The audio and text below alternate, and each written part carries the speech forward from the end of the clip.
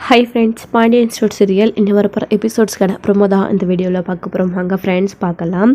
இப்போது சுகன்யா இருந்துட்டு பார்த்தீங்க அப்படின்னா, என் புருஷன் அந்த கடையில் மாடு மாதிரி வேலை செய்கிறாரு, அந்த யாருமே மதிக்கிறதில்ல அவர் அப்படின்னு சொல்லிட்டு இங்கே சக்திவேல் கிட்டே போய் சொல்லிகிட்ருக்கோம். சக்திவேலையுமே இருந்துக்கிட்டு அவனை யாராச்சும் அப்படி கஷ்டப்பட சொல்லியிருக்காங்களா, இந்த வீட்டுக்கு வரட்டும், அவனுக்கு என்ன தேவையோ அதை வச்சு தரணும் தானே சொல்லியிருக்கோம் அப்படின்னு சொல்லிட்டு இங்கே வந்து சக்திவேல் சொல்லிகிட்ருக்கோம். அப்போது என் புருஷனுக்கு நீங்கள் பண்ண வேண்டியதை பண்ணுங்க அப்படின்னு சொல்லிட்டு சொல்கிறாங்க. தாராளமாக பண்ணுறோம், அதுக்கு அவன் இங்கே வரணும்ல அப்படின்னு சொல்லிட்டு இருக்காங்க. அவரை பேசி கூட்டிகிட்டு வர வேண்டியது என்னுடைய பொறுப்பு, நீங்கள் சொன்ன மாதிரியே நீங்கள் ரெடி பண்ணி கொடுத்துருங்க அப்படின்னு சொல்லிட்டு இருக்காங்க. கண்டிப்பாக பண்ணுறோம் அப்படின்னு சொல்லிட்டு இங்கே சக்திவேலும் சொல்லிட்டு இருக்காங்க. ஸோ அதை எல்லாத்தையும் கேட்டு சுகன்யாவுமே எப்படி அடுத்த நிமிஷம் அவரை போயிட்டு சமாதானம் பண்ணி கூட்டிகிட்டு வர்றது அப்படின்னு சொல்லிட்டு யோசனையோடைய வீட்டுக்கு போய்கிட்டு இருக்காங்க. அப்படி போய்கிட்டு இருக்கும்போது கோமதி வந்து பார்த்திங்க அப்படின்னா அவங்க பாட்டுக்கு அவங்க வேலையை பார்த்துக்கிட்டு இருக்காங்க. அப்போ தான் சுகன்யாவும் போகிறாங்க. என்னம்மா சுகன்யா எங்கே போயிட்டு வர அப்படின்னு சொல்லிட்டு, ஒன்றும் இல்லை, வேறு யார், அந்த வீட்டுக்கு தான் என் அக்காங்களை பார்த்துட்டு வரா அப்படின்னு சொல்லிட்டு சொல்லவும், என்னம்மா எப்படி இருக்காங்க அம்மாச்சி எல்லாம் அப்படின்னு சொல்லிட்டு கேட்டுட்ருக்காங்க. அவங்களுக்கு என்ன நல்லா தான் இருக்காங்க, உங்கள் அம்மா தானே, உங்களுக்கு வேணும்னா நீங்கள் போய் பார்த்துக்க வேண்டியது தானே, என்ன ஏன் கேட்குறீங்க அப்படின்னு சொல்லிட்டு சுகன்யா வந்து நக்கலா பதில் சொல்கிறாங்க. என்னம்மா என் அம்மா எப்படி இருக்காங்கன்னு தான் கேட்டேன், அதுக்கே நக்கலா பதில் சொல்கிறேன், போயிட்டு வந்தல எப்படி இருக்காங்கன்னு சொல்கிறதுல உனக்கு என்னம்மா கஷ்டம், கேட்டது ஏன் தப்புதாம்மா, சரி விடு மன்னிச்சிரு அப்படின்னு சொல்லிட்டு இருக்காங்க. இப்போது இது வந்துட்டு நான் என்ன வேலைக்காரியா, நீங்கள் தானே உங்களுக்கு தேவைன்னா செஞ்சுக்கணும் அப்படின்னு சொல்லிட்டுருக்காங்க. சரிம்மா நான் என்ன இப்போ தப்பாக சொல்லிட்டேன் அப்படின்னு சொல்லிட்டு இங்கே வந்து கோமதி வந்து கேட்டுட்டு, சரிம்மா கொஞ்சம் பாத்திரம்லாம் இருக்குது, கழுவணும், கொஞ்சம் துணி துவைக்கணும், வேலை இருக்குது, எல்லோரும் கிளம்பி போயிட்டாங்க, எனக்கு கொஞ்சம் ஹெல்ப் பண்ணுறியாம்மா, ரொம்ப வேறு தலைவலியாக இருக்குது அப்படின்னு சொல்லிட்டுருக்கவும், நான் என்ன மிஷினா, இந்த வீட்டில் இருக்கவங்க எல்லாருக்கும் நான் செஞ்சு போடணும் அப்படின்னா சம்பளமே வாங்காமல் இந்த வீட்டுக்குள்ளே உட்காந்து நான் வேலை செஞ்சுக்கிட்டு இருக்கணும்னு எனக்கு என்ன தலையெழுத்தா, உங்கள் புருஷன் மல்லிகை கடை வச்சிருக்காரு, அவர் சம்பாதிச்சு வந்து இந்த வீட்டை காப்பாற்றுறாரு, அவங்க மகன்கள் எல்லாரையும் வந்து பார்த்துக்கிறாங்க, அவங்களுக்கு அவங்க ஹெல்ப் பண்ணுறாங்க, எல்லாரும் இருக்காங்க, அதனால அவங்கவுங்க அவங்க வேலையை பார்த்துட்ருக்காங்க. ஆனால் நான் அப்படி இல்லையே, இந்த வீட்டில் வேலை செஞ்சுக்கிட்டு எனக்கு சம்பளம்னு ஒன்று இல்லாமல் தான் என் புருஷனுக்கும் சம்பளம்னு ஒன்று இல்லாமல் அவரும் 4 காசு சம்பாதிச்சு வந்து கொடுக்காம நாங்கள் மட்டும் இப்படியே உட்காந்துக்கிட்டு இருக்கோம்ல, எங்களுக்கு என்ன தலையெழுத்தா அப்படின்னு சொல்லிட்டு சுகன்யா பேசவும், என்னம்மா திடீர்னு நீ இப்படியெல்லாம் பேசிகிட்டு இருக்க, அப்படி என்ன என் தம்பி குறைஞ்சி போயிட்டான், என்ன சம்பாதிச்சு வந்து கொடுக்காம போயிட்டான், அதான் மல்லிகை கடைக்கு வேலைக்கு போகிறான்ல, என்னம்மா நீ ஏதோ சும்மா உட்காந்து தின்னுக்கிட்டு இருக்க மாதிரியே சொல்கிறா அப்படின்னு சொல்லிட்டு, ஆமாம் அப்படி தானே கணக்கு, என் புருஷன் மல்லிகை கடைக்கு வேலைக்கு போனால் மட்டும் அவர் வேலை செய்யறதுக்காக ஏதோ 2 பேருக்கும் உட்கார வச்சு சாப்பாடு போடுறீங்க, என்ன சம்பளம்னு எங்களுக்கு ஒன்று கொடுக்குறீங்களா என்ன அப்படின்னு சொல்லிட்டு இங்கே சுகன்யா வந்து கேட்கவும், இது கோமதிக்கு ரொம்ப வந்து மனசு கஷ்டமாகுது, என்னம்மா இப்படியெல்லாம் பேசுகிற நீ அப்படின்னு சொல்லிட்டு, வேறு எப்படி பேசுவாங்க, அதான் நான் இந்த வீட்டில் இருந்து அந்த வீட்டுக்கும் இந்த வீட்டுக்கும் ஓடுறது பிடிக்கல, நான் பேசுகிற விஷயம் எதுவும் பிடிக்கல, உங்கள் விஷயத்தில் நான் தலையிடுறது, அப்புறம் எதுக்கு இன்னமும் எங்களை இங்கேயே வச்சுக்கிட்டு இருக்கீங்க, பேசாமல் நீ வேலையை பார்த்துட்டு போக வேண்டியதானே, உன் பொண்டாட்டி இப்படியெல்லாம் பண்ணுறாப்பா, நீங்கள் இங்கே இருக்க தேவையில்ல அப்படின்னு உங்கள் தம்பிக்கு புத்திமதியை சொல்லி உன் பொண்டாட்டி கூட்டிகிட்டு போன்னு அனுப்பிவிட்டால் நாங்கள் பாட்டுக்கு அந்த வீட்டுக்கு கிளம்பி போய்கிட்டே இருப்போம்ல, அங்கே போனால் அவங்க எல்லாத்தையும் எங்களுக்காக பண்ண தயாராக இருக்காங்க, அவங்க தம்பிக்காக என்ன வேணாலே பண்ண அண்ணனுக்கு 2 பேரும் ரெடியாக இருக்காங்க, ஆனால் என் அக்கா முன்னாடி பிடிச்சிக்கிட்டு இவர் தான் இங்கேயே உட்காந்துக்கிட்டு இருக்காரு, எத்தனை நாளைக்கு பொறுமையாக போகிறது, இதை கேட்கக்கூடாது அப்படின்னு பார்த்தா நாள் போன கணக்குலேயே இது இப்படியே தானே போய்கிட்டு இருக்கு, என் புருஷனுக்கு நீ என்ன பண்ணி வச்சுருக்கீங்க அப்படி இப்படின்னு சொல்லிட்டு சுகன்யா வந்து பார்த்திங்க அப்படின்னா நினச்சபடி கேட்டுடுறாங்க. இதை கேட்ட உடனே கோமதிக்கு ரொம்ப அப்செட் ஆகுது. கேட்குறேன்னு தப்பாக நினச்சிக்காதீங்க, என் மனசில் பட்டதை செஞ்சுட்டேன், என்னால் எந்த வேலையும் செய்ய முடியாது, நீங்கள் வேணால் செஞ்சுக்கோங்க, நான் எதுக்கு சம்பளம் இல்லாத வேலைக்காரியாக இந்த வீட்டில் உட்காந்துக்கிட்டு இருக்கணும் அப்படின்னு சொல்லிட்டு சுகன்யா அவங்க பாட்டுக்கு கிளம்பி போயிடுறாங்க. அப்படி சொல்லிட்டு இப்போ தான் ஒரு குண்டு பற்ற வச்சு போட்டு வந்திருக்கோம், அது போக போக எப்படி வெடிக்குதுன்னு பார்க்கலாம், இதை வச்சே காரணமாக ஏதாச்சும் ஒன்று பேசி இங்கேருந்து கூட்டிகிட்டு போயிடணும் அப்படின்னு சொல்லிட்டு சுகன்யா ரூம்குள்ளே போய் உட்காந்து சந்தோஷப்பட்டு மனசுக்குள்ளே யோசிச்சுட்டு இருக்காங்க. ஸோ இன்னொரு பக்கம் கோமதி என்ன இவ இப்படி கேட்டுட்டா அப்படின்னு சொல்லிட்டு ரொம்ப கஷ்டத்தோடையே வந்து பார்த்திங்க அப்படின்னா கிச்சனில் வேலை செஞ்சுக்கிட்டு இருக்காங்க. அப்புறம் எல்லாருக்கும் சாப்பாடை ரெடி பண்ணி வச்சுருக்காங்க. மதியம் வந்து பார்த்திங்க அப்படின்னா எல்லாருமே வந்து சாப்பாட்டுக்காக வந்திருக்காங்க. அப்போ வந்து பார்த்திங்க அப்படின்னா கோமதி அப்செட்டாக இருக்காங்க. ஸோ பாண்டியன், பழனி, சரவணன் எல்லாரும் வந்திருக்காங்க. ஸோ மயிலும் வீட்டில் இருக்காங்க. ஸோ அப்போ தான் வந்து இங்கே கோமதி டென்ஷனாக இருக்கிறது, அதாவது ரொம்ப கவலையாக இருக்கிறத பார்த்து என்னாச்சு அப்படின்னு சொல்லிட்டு இங்கே வந்துட்டு நம்ம சரவணன் வந்து கேட்குறாரு. ஆமாம் கோமதி, நானும் வந்ததுலேருந்து பார்க்குறேன், நீ ஏன் அப்படியே இருக்க, ரொம்ப டல்லாக இருக்கே, என்னாச்சு, ஏதாச்சும் பிரச்சனையா, இல்லை உடம்பு எதுவும் சரியில்லையா அப்படின்னு சொல்லிட்டு இங்கே வந்து கேட்டுட்ருக்காரு பாண்டியன் வந்துட்டு. அப்போ பழனிவேல் கூட கேட்குறாரு, என்னக்கா என்னாச்சு அப்படின்னு சொல்லிட்டு. அதெல்லாம் ஒன்றும் இல்லைடா, ஒன்றும் இல்லைங்க அப்படின்னு சொல்லிட்டு இங்கே கோமதி சொல்லவும், நீ ஒன்றும் இல்லைன்னு சொல்லும் போதே தெரியுது, நேற்று உனக்கு ஒரு பிரச்சனை, நான் வந்து அதுக்கு காரணம் நீ தான் சொன்ன, சரியாக போயிடுச்சு ஆயிடுச்சு. அப்புறம் என்னடி திரும்பவும் என்ன உனக்கு பிரச்சனை அப்படின்னு சொல்லிட்டு, ஏங்க அதெல்லாம் ஒன்றும் இல்லைங்க, இது வேற ஒன்று அப்படின்னு சொல்லிட்டு சொல்கிறாங்க. பிரச்சனையே இல்லைண்ணே, இப்போ வேற ஒன்றுன்ற, என்னடி எதுவுமே புரியல, என்னன்னு சொல்லுடி அப்படின்னு சொல்லிட்டு பாண்டியன் கேட்கவும், இல்லைங்க அது வந்து உங்ககிட்ட எப்படி பேசுறதுன்னு தெரியல அப்படின்னு சொல்லிட்டு கோமதி வந்து சொல்கிறாங்க. எதுவாக இருந்தாலும் சொல்லுமா, என்னம்மா பிரச்சனை அப்பா கிட்ட சொல்லுமா அப்படின்னு சொல்லிட்டு சரவணன் கேட்கவும், இல்லைங்க பழனி இவ்வளோ நாளாக நம்ம கடையில் தான் வேலை செஞ்சிட்ருக்கான் அப்படின்னு சொல்லிட்டு கோமதி சொல்கிறாங்க. ஆமாடி அது என்னடி என்ன பிரச்சனை, என்னக்கா திடீர்னு நீ ஏதோ சம்மந்தம் இல்லாமல்லாம் பேசுகிற, இப்போ என்னக்கா அதுக்கு அப்படின்னு சொல்லிட்டு, நீ அமைதியாருடா. இல்லைங்க அவன் நம்ம கடையில் இவ்வளோ நாளாக வேலை செஞ்சிட்ருக்கான், அவனுக்கு ஒன்றும் குடும்பம்னு இருக்கு இல்லைங்க, 4 காசு அவன் கையிலையும் நீங்கள் கொடுத்தா அவனும் ஏதோ சந்தோஷமாக இருப்பான்ல, சுகன்யா இருக்கா அவளை நம்பி சுகன்யாவுக்கு அவன் ஏதாச்சும் பண்ணுவான்ல,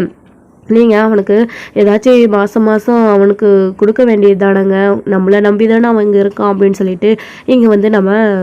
கோமதி வந்து கேட்கவும், இப்போது பாண்டியன் இருந்துக்கிட்டு, என்ன கோமதி திடீர்னு இப்படியெல்லாம் பேசிகிட்டு இருக்க, பழனிக்கு செய்ய வேண்டியதை செய்யாமல் போயிடுவோமா அப்படின்னு சொல்லிட்டு இங்கே வந்து பாண்டியன் கேட்கவும், இப்போது இங்கே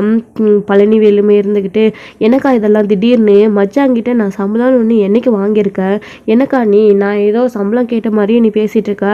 அக்கா மச்சானுக்கு என்ன பண்ணணும்னு தோணுதோ அதை பண்ணுவார், நீ அமைதியாக இருக்கா, எதுக்கு இதெல்லாம் பேசிக்கிட்டு திடீர்னு எனக்கா பேசிக்கிட்டு அப்படின்னு, உனக்கு இன்னும் தெரியாதுடா, நீ தான் பழிக்க தெரியாதவன், அக்கா கடை மாமன் கடை அப்படின்னு சொல்லிட்டு வேலை செஞ்சிட்ருக்க, எல்லாரும் அதே மாதிரி இருக்க மாட்டாங்கல்ல, உனக்கு சம்பளம்னு ஒன்று வேணும் இல்லை, உன்னை நம்பி சுகன்யா இருக்கால்ல அவளுக்கும் ஏதாச்சும் வேணும்ல அப்படின்ற மாதிரி இங்கே கோமதி வந்து பார்த்தீங்க அப்படின்னா சுகன்யாவை காட்டி கொடுக்காம பேசலாம் அப்படின்னு சொல்லிட்டு பேசவும், நீ வார்த்தைக்கு வார்த்தை சுகன்யா அப்படின்னு பேசும்போதே எனக்கு ஏதோ சந்தேகமாக இருக்கா, சொல்லுக்கா என்ன அவள் ஏதாச்சும் பேசினாளா அப்படின்னு சொல்லிட்டு இங்கே நம்ம பழனிவேல் வந்து கேட்கவும், கோமதி இருந்துக்கிட்டு அதெல்லாம் ஒன்றும் இல்லைடா அப்படி இப்படின்னு சொல்லிட்டு மழுப்புறாங்க. இல்லை ஏதோ இருக்குது சொல்லுக்கா, சுகன்யா வாங்க ஏதாச்சும் நீ அக்கா கிட்ட கேட்டியா அப்படின்னு சொல்லிட்டு கூப்பிடுறாரு. அப்போ தான் வந்துட்டு பார்த்தீங்க அப்படின்னா சுகன்யாவும் வந்து என்ன இப்போ அப்படின்னு சொல்லிட்டு கடுப்பாக கேட்கவும், என்ன நீ இப்படி பேசுகிற, என்ன அக்கா கிட்ட ஏதாச்சும் நீ என்னை பற்றி பேசுனியா அப்படின்னு சொல்லிட்டு இங்கே வந்து பழனி வந்து கேட்குறாரு. ஏன்னா இவ கேட்டாலே கேட்டிருப்பா, நம்மள கடைக்கு அந்த கடையில் அடிமை வேறு வேலை செஞ்சிட்ருக்கா சம்பளம் இல்லாமல் அப்படி இப்படின்னு ஆல்ரெடி நம்மக்கிட்ட பேசினவ தான், இப்போது கேட்டாலும் கேட்டிருப்பா அப்படின்னு சொல்லிட்டு சுகன்யாவுக்கிட்ட கேட்கவும், சுகன்யாமே இருந்துக்கிட்டு ஆமாம் கேட்டேன், இப்போ என்ன இப்போ அப்படின்னு சொல்லிட்டு, என்னடி என்ன பேசின நீ, வாய்க்கு வந்ததெல்லாம் பேசிகிட்டு இருக்குங்க பாரு, விட்டான்னு வச்சுக்கோ அவ்வளோதான், நான் சம்பளம் என் மச்சாங்கிட்ட இருந்து கேட்டேனா, நான் அதை எதிர்பார்த்தேனா, இல்லை உனக்கு என்ன தான் தேவை வந்துச்சு இப்போ சம்பளத்துக்கு, அதனால தானே இந்த வீட்டில் உட்காந்து தின்னுக்கிட்டு இருக்க அப்படி அப்படின்னு சொல்லிட்டு இங்கே வந்து கேட்கவும், பழனிவேலுமே இருந்துக்கிட்டு பாண்டி பொறுமையாக, அதாவது பாண்டியன் வந்துட்டு பொறுமையாரடா பழனி அப்படின்னு சொல்லிட்டு இருக்காங்க. இல்லை மச்சா நீங்கள் அமைதியாயிருங்க அப்படின்னு சொல்லிட்டு இருக்கவும், இங்கே பாருங்க நான் நேரடியாகவே விஷயத்துக்கு வந்துடுறேன், சுற்றி வலிச்சு நான் பேச விரும்பலை, நான் அத்தாச்சிக்கிட்ட அப்படி கேட்டேன் தான், ஏன் கேட்டேன், என் புருஷன் அந்த கடையில் வேலை செய்கிறாரு, மாடு மாதிரி அதுவும் மூட்டை தூக்குறாரு, அந்த வேலை இந்த வேலைன்னு கடை வேலை எல்லா வேலையும் அவரே செய்ய சொல்கிறீங்க, உங்கள் பிள்ளை கடைக்கு வராரு ஆனால் அவருக்கு பேங்க் வேலை அந்த வேலை கஸ்டமரை பார்க்குற வேலைன்னு அவருக்கு வேலை கம்மியாக தானே வைக்கிறீங்க, என் புருஷன் தானே மாடு மாதிரி உழைக்கிறாரு, இங்கே பாருங்கள் அவ்வளோ உழைக்கிற மனுஷனுக்கு சம்பளம்னு ஏதாச்சும் ஒன்று கொடுக்குறீங்களா, இந்த வீட்டில் யாராச்சும் எங்களை மதிக்கிறீங்களா, நானும் இந்த வீட்டில் வேலைக்காரி மாதிரி கிச்சன் வேலையிலேருந்து துணி துவைக்கிற வேலையிலேருந்து எல்லா வேலையும் பார்த்துக்கிட்டு இருக்கேன், எங்களுக்கு இங்கே என்ன மரியாதை இருக்குது அப்படி இப்படின்னு சொல்லிட்டு இங்கே வந்து இப்போ கேட்கவும் சுகன்யாவுமே இருந்துக்கிட்டு, இங்கே பாரு சுகன்யா என்ன திடீர்னு இப்படியெல்லாம் கேட்டுட்ருக்க, இப்படி யார் உன்னை கேட்க சொல்லி விட்டது, இந்த பிரச்சனையை பேசாத, என்கிட்ட கேட்ட மாதிரி வீட்டில் யார்கிட்டையும் பேசுகிறாதுன்னு உங்ககிட்ட சொல்லி தானே வச்சுருந்தா அப்படின்னு சொல்லவும், இப்போ தான் பாண்டியன் இருந்துக்கிட்டு என்னடா பழனி என்ன பிரச்சனை இப்போ உங்களுக்கு, தப்பு தான்டா, என்ன அந்த பிள்ளை கேட்குறதுலையும் கரெக்டாக தானே கேட்குது, நீ அமைதியாக இருடா, நான் இதுதான் இல்லை அந்த பிள்ளை கிட்ட பேசிக்கிறேன் அப்படின்னு, மச்சா அதெல்லாம் ஒன்றும் இல்லை மச்சா நீங்கள் அமைதியாக இருங்க அப்படின்னு சொல்லிட்டு பாண்டியன் கிட்ட சொல்லவும், பாண்டியன் இருந்துக்கிட்டு நீ அமைதியாக இருடா பழனி, என்னம்மா இப்போ பிரச்சனை சொல்லுமா, என்ன இப்போது பழனி வேலைக்கு சம்பளம்னு கொடுக்கணும் அவ்வளோதானே, கண்டிப்பாக கொடுக்குறோம்மா, இவ்வளோ நாள் கொடுக்காததுக்கும் காரணம் இருக்குது, அவனுக்கு பண்ண வேண்டியதை பண்ணணும்ல, அப்படியே காசெல்லாம் கறியாக்கிக்கிட்டானே என்ன பண்ணுறது அப்படின்னு சொல்லிட்டு, இங்கே பாருங்கள் அவருக்கு இவ்வளோ நாளாக என்ன சாப்பிட கொடுத்துருக்கீங்க, அப்படி அவருக்குன்னு என்ன பண்ண நீங்கள் ஒதுக்கி வச்சுருக்கீங்க, உங்கள் பசங்களுக்கு வயலை விற்றீங்க, 2 பேருக்கும் பண்ணீங்க, என் புருஷனுக்கு என்ன பண்ணியிருக்கீங்க, அவருக்கும் ஏதாச்சும் ஒரு மளிகை கடை இல்லை வேறு ஏதாச்சும் அவருக்கு தெரிஞ்ச தொழிலை வச்சு கொடுத்தா நாங்களும் ஏதாச்சும் பொழைச்சிருப்போம், இல்லை எத்தனை நாளைக்கு உங்களுக்கு அடிமையாகவே நாங்களும் வேலை செஞ்சுக்கிட்டு இருக்கிறது அப்படி இப்படின்னு சொல்லிட்டு சுகன்யா வந்து பார்த்தீங்க அப்படின்னா சொல்லிட்டு இருக்காங்க. இது எல்லாத்தையும் கேட்டு நம்ம பாண்டியனுக்கு பயங்கர அதிர்ச்சியாக இருக்குது, என்ன சித்தி இப்படி பேசுகிறீங்க அப்படின்னு சொல்லிட்டு சரவணனும் கேட்கவும், உனக்கு என்னப்பா உன் அப்பாவோட ராஜா மாதிரி வச்சிருக்கிறாரு, நாளைக்கே அந்த கடையை உன் பேரில் எழுதி கொடுத்துட்டாருன்னா நீ அதில் முதலாளியாக உட்காந்துருப்பேன், என் புருஷன் தானே அப்பயும் உங்களுக்கு அடிமையாக வேலை செஞ்சிட்ருக்கணும், என்றைக்குமே அவர் ஒரு முதலாளி ஆக முடியாதா, நான் எங்களுக்குன்னு 4 காசு நாங்களும் வைக்கணும் இல்லை, அதெல்லாத்தையும் யோசிச்சு தான் நானும் சொல்லிகிட்ருக்கேன் அப்படின்னு சொல்லிட்டு இங்கே வந்து சுகன்யாவும் பேசிகிட்டு இருக்கவும் கோமதிக்குமே இங்கே பாரு சுகன்யா, நீ என்கிட்ட பேச வேண்டியதை பேசிட்டேன், நான் அவர்கிட்ட பேசியிருக்கேன், கண்டிப்பாக அவர் என்ன பண்ணணுமோ அதை பண்ணுவார், தேவையில்லாமல் அவர்கிட்ட அவரோட மனசு கஷ்டப்படுற மாதிரி இப்படிலாம் பேசிகிட்டு இருக்காது அப்படின்னு சொல்லிட்டு கோமதி சொல்லவும், இப்போ இங்கே என்ன கோமதி என்னக்கா அப்போ உங்ககிட்டயே நிறைய பேசிட்டாளா இவளை இப்போ சும்மா விட போகிறதில்ல, என்னடி பிரச்சனை அப்படின்னு சொல்லிட்டு பழனிவேல் வந்து சண்டைக்கு போகிறாரு சுகன்யா கிட்ட. இங்கே பாருடா, தேவையில்லாமல் சண்டை போட்டுருக்காரு, அமைதியாயிரு, அந்த பிள்ளை என்ன கேட்க வருதோ அதை கேட்கட்டும் அப்படின்னு சொல்லிட்டு சொல்லவும், இங்கே பாருங்க அவருக்கு என்ன பண்ணணுமோ மரியாதை பண்ணுங்க அப்படின்னு சொல்லிட்டு சுகன்யா சொல்லவும், என்னப்பா திடீர்னு இப்படி கேட்டால் எப்படி, இப்போ தானே அவங்க 2 பேருக்கும் வயலை விற்று பண்ணுச்சு, உடனே அவன் பழனிவேலுக்கு ஏதாச்சும் பண்ணணும்னா எப்படிப்பா, கையில் வேற பணம் இல்லை, அதாவது இப்போது இவ்வளோ சீக்கிரமாக சொன்னால் எப்படிப்பா, முன்னாடியே சொல்லியிருக்கலாம்ல, சரிப்பா போகட்டும் கொஞ்ச நாள் ஏதாச்சும் ஏற்பாடு பண்ணுறேன் அப்படின்ற மாதிரி பழனி அதாவது பாண்டியன் வந்து சொல்லிட்டு இருக்கவும், இப்போ என்ன மச்சான் அவள் கேட்டான்னு சொல்லிட்டு நீங்களும் இப்படி சொல்லிட்டு இருக்கீங்க, நீங்கள் அமைதியாக இருங்க மச்சான் அப்படின்னு பழனிவேல் சொல்லவும், இப்போ சுகன்யா இருந்துக்கிட்டு நீங்கள் அமைதியாக இருங்க, கொஞ்ச நாள் போகட்டும்னா எப்போ இதே தான் சொல்லிட்டு இருக்கீங்க, என் புருஷனுக்குன்னு எதுவுமே நீங்கள் பண்ண போகிறதில்ல, எங்கே பாருங்கள் உங்களால் பண்ண முடியலன்னா வீட்டுங்க, நானும் என் புருஷனும் எங்கள் பாட்டுக்கு கிளம்பி எங்கேயாச்சும் போய்கிட்டே இருக்கோம், இங்கே பாருங்கள் அவனுங்க அண்ணங்க ரெடியாக இருக்காங்க, அவங்க அண்ணாங்க அவருக்கு என்ன வேணுமோ அது எல்லாத்தையும் பண்ணுறதுக்கு, ஆனால் இவர் தான் அது எதையும் வேணாம் அப்படின்னு சொல்லிட்டு ஒன்றும் இல்லாதவங்க கிட்ட வந்து அக்கா மச்சான் அப்படின்னு உட்காந்துக்கிட்டு இருக்காரு, 4 ரூபாய்க்கு வக்கி இல்லாமல், இதை இவர்கிட்ட எவ்வளவோ சொல்லி பார்த்தாச்சு, இவர் புரிஞ்சிக்கவே மாட்டேன்றாரு, அதுக்காக தான் இப்போ நான் உங்ககிட்ட டைரெக்டாகவே விஷயத்த சொல்கிறேன், சக்திவேல் மாமாவும் முத்துவேலும் பண்ணுறதுக்கு ரெடியாக இருக்காங்க, நான் இவருக்கு ஏதாச்சும் தொழில் வேணும்னா பண்ணி கொடுக்கறதுக்கு ரெடியாக இருக்காங்க, அதை சொல்லி தான் எனக்கு இவரை கல்யாணமும் பண்ணி வச்சாங்க, ஆனால் அது அவர் பேச்சை கேட்டுட்டு தான் நானும் இவரை கல்யாணம் பண்ணிக்கிட்டேன், ஆனால் இப்போ தெரியுது, அதாவது இப்போ வந்து இவர் இங்கே வந்துட்டு எதுவுமே பண்ண மாட்டேன்னு சொல்லிட்டு வேலையாக அடிமையாக வேலை செஞ்சிட்ருக்காரு, நீங்கள் பொம்மை கொடுத்த கீ மாதிரி அவங்க இஷ்டத்துக்கு ஆடிக்கிட்டு இருக்காரு, எதுவுமே வந்து சரி வரல, நான் அவர்கிட்ட இதை பற்றி தனியாக பேசியும் பார்த்தாச்சு, அவர் கேட்குற மாதிரி தெரியல, அதனால தான் இப்போ உங்ககிட்டயே சொல்கிறேன், தயவு செஞ்சு அவருக்கு புரிகிற மாதிரி சொல்லி அவரை அனுப்பி வச்சிருங்க, நாங்கள் போயிட்டு நாங்களும் 4 காசு பழிக்கிறோம் சம்பாதிக்கிறோம்,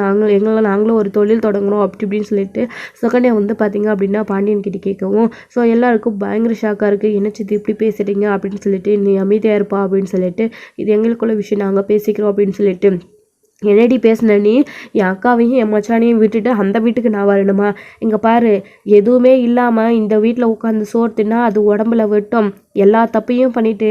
அந்த வீட்டில் போய் உட்காந்துக்கிட்டு இருந்தா எந்த பயனுமே இல்லடி, தின்ற சாப்பாடு கூட உடம்புல விட்டாது, அந்த அளவுக்கு அந்த குடும்பத்து மேலே ஒரு மரியாதையும் கிடையாது, ஆனால் என் மச்சானுக்கு என் அக்காவுக்குன்னு இந்த ஊர் உலகத்தில் அவ்வளோ கௌரவம் இருக்குது அப்படி இப்படின்னு சொல்லிட்டு நீங்கள் வந்து நம்ம பழனி வந்து சொல்லிட்டு சுகன்யாவை போட்டு அடிக்கவும், அப்போ தான் இங்கே சுகன்யா இருந்துக்கிட்டு என்ன கௌரவம், என்ன பெரிய கௌரவம் இருந்தால் போதுமா, பணம் இருந்தாங்க மதிப்பாங்க, கௌரவமே இல்லைனாலும் பணத்தோட சந்தோஷமாக அந்த வீட்டில் வாழ்ந்துகிட்டு இருக்காங்க, அந்த வீட்டில் அப்படி என்ன இருக்குது, கௌரவத்தை வச்சுக்கிட்டு ஒன்றுமே பண்ண முடியாது, அதை வச்சுட்டு வயிற்று பொழப்ப பார்க்க முடியுமா, இல்லை முன்னேறி வர முடியுமா அப்படி இப்படின்னு சொல்லிட்டு சுகன்யா வந்து சொல்லிட்டு இருக்கவும், அடி வாங்கி நீ திருந்தலையா, இங்கே பாரு பேசாமல் வாயை முடிக்கிட்டு போயிடு அப்படின்னு சொல்லிட்டு இங்கே வந்து பழனி வந்து சொல்லிட்டு இருக்கவும்,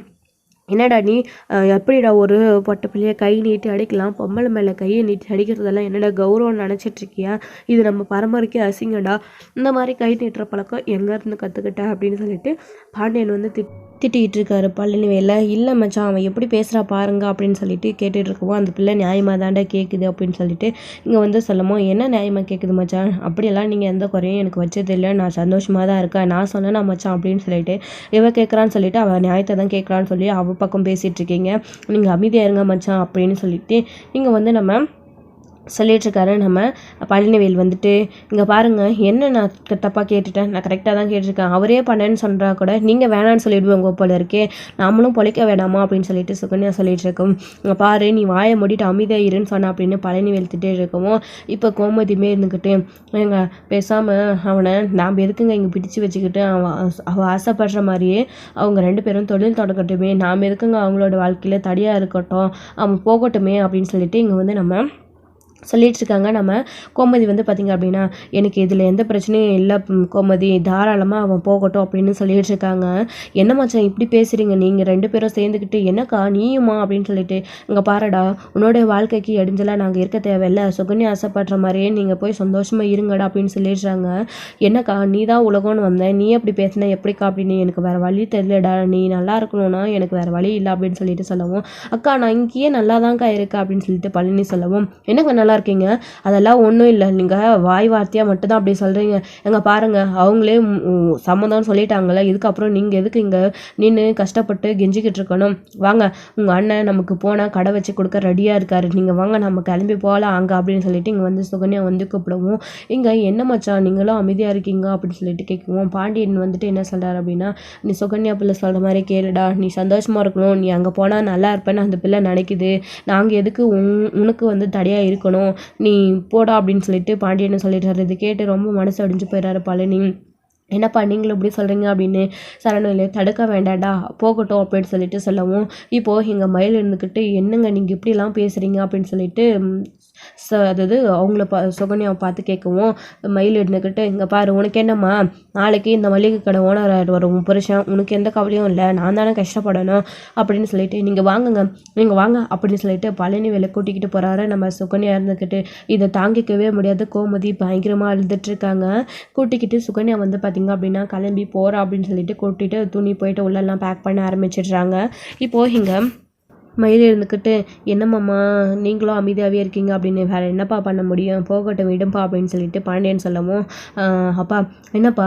இப்போது மாமாவும் இல்லைன்னா எப்படிப்பா, தாத்தாவும் கடையில் இல்லை, மாமாவும் போயிட்டாருன்னா நம்ம 2 பேர் எப்படிப்பா கடையை பார்த்துக்க முடியும் அப்படின்னு சொல்லிட்டு,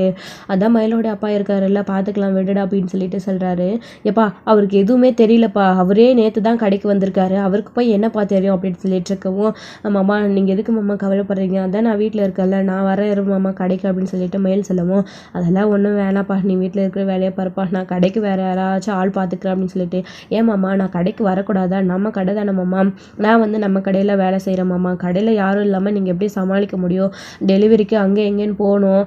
இது எல்லாத்தையும் மாமா பார்த்துப்பாரு, கடையில் அப்புறம் ஆள் வேணும் இல்லை மாமா, கஸ்டமரெல்லாம் பார்க்க, நானும் வந்தேன்னா அப்பா இருக்கார், நானும் அப்பாவும் ஏதாச்சும் ஹெல்ப் பண்ணுறோம், நீங்கள் இருக்கீங்க தெரியாததை நீங்கள் சொல்லிக் கொடுக்க போகிறீங்க, நாங்கள் கடைக்கு வரோம்ப்பா அப்படின்னு சொல்லிட்டு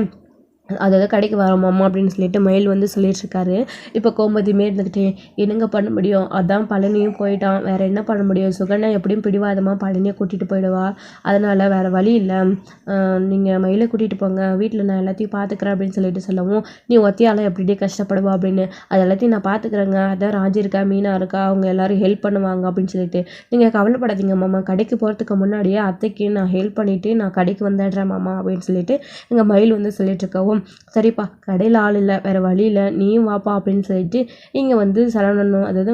சொல்லிட்டு இருக்காங்க. நம்ம பாண்டியன் வந்துட்டு சரவணனுக்கு பயங்கர கோவம் வருது, நீ எதுக்கு இப்போ கடைக்கு வர அப்படின்னு சொல்லிட்டு, என் கடையில் ஆள் இல்லை மாமா நானும் வரேன் அப்படின்னு சொல்லிட்டு மயில் வந்து சொல்லிட்டு இருக்காங்க.